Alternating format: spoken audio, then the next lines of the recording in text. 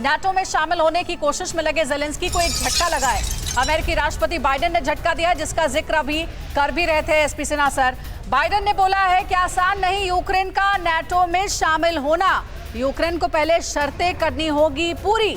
ये देखिए, बहुत ही दिलचस्प खबर है ये। अमेरिकी राष्ट्रपति जो बाइडेन जो कुछ दिन पहले कह रहे थे कि नाटो का मेंबर बनाने के लिए विचार विमर्श किया जा रहा है यूक्रेन के लिए, वो अब कह रहे हैं इतना आसान नहीं है नाटो का मेंबर बनना यूक्रेन के लिए।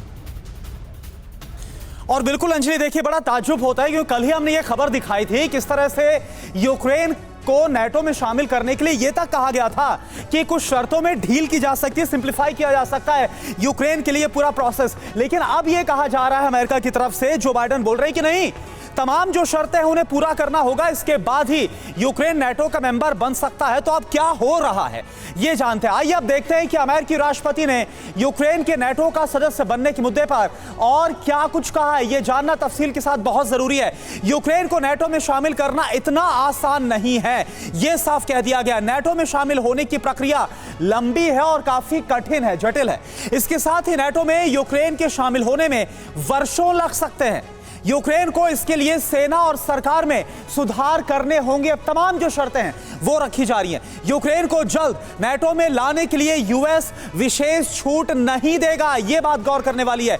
जो भी नाटो में शामिल होना चाहता है उसे मानक पूरे करने ही होंगे। यूक्रेन को नाटो सदस्य तुर्की की आपत्तियों को भी दूर करना होगा, जिस तरह से हम देख रहे हैं स्वीडन के केस में भी हो रहा है। और यह बात जो बाइडेन की तरफ से कही गई है। राजीव सरदाना सर, मेरा सवाल आपसे, और मैं चाहूंगा आप इसको एक्सप्लेन करें कि देखिए कल ही हमने ये खबर दिखाई थी कि कैसे नाटो के अंदर से आवाज निकली थी कि यूक्रेन को मेंबर बनाने के लिए कुछ ढील दी जा सकती है, लेकिन आज जो बाइडेन कुछ अलग ही बोल रहे हैं। देखिए, बात सही है कि यूक्रेन को इतनी आसानी से नाटो की सदस्यता नहीं दी जाएगी।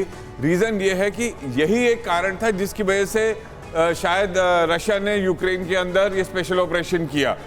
तो आज अगर कहते हैं खुल के वो इसको नाटो में सदस्यता दे देते हैं तो अपने आप ये जंग और भी भीषण हो जाएगी, फिर आमने सामने का टकराव होगा। नाटो इतना उनके बॉर्डर पे ना आए रशिया के, इसीलिए ये परेशानी सारी शुरू हुई थी।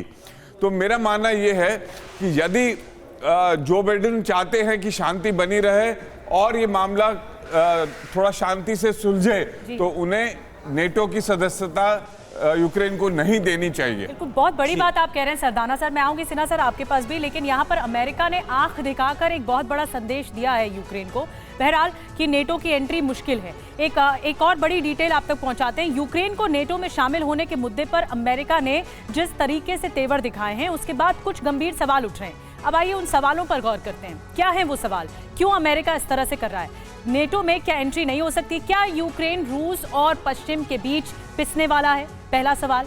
दूसरा सवाल ये कि क्या अमेरिका सिर्फ यूक्रेन का इस्तेमाल कर रहा है और बाकी असल लड़ाई तो रूस के साथ है? तीसरा सवाल, क्या यूक्रेन में अमेरिका सिर्फ अपना फायदा देख रहा है? चौथा सवाल, क्या पश्चिम अब यूक्रेन पर अपनी सख्त शर्तें थोपेगा? पांचवा सवाल, क्या पश्चिम वेस्ट रुख से यूक्रेन के अंदर ज़ेलेंस्की कमजोर होंगे, वीक पड़ेंगे?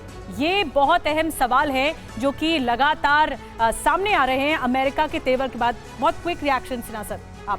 पहला चीज़ कि अमेरिका यूक्रेन को कभी भी नाटो में नहीं लाएगा। उसका कारण नंबर 1, यदि वो सदस्य बनाता है तो इसका मतलब है कि पूरे वेस्टर्न कंट्रीज, पूरा नाटो और अमेरिका सकिन हो जाएंगे बैटल में।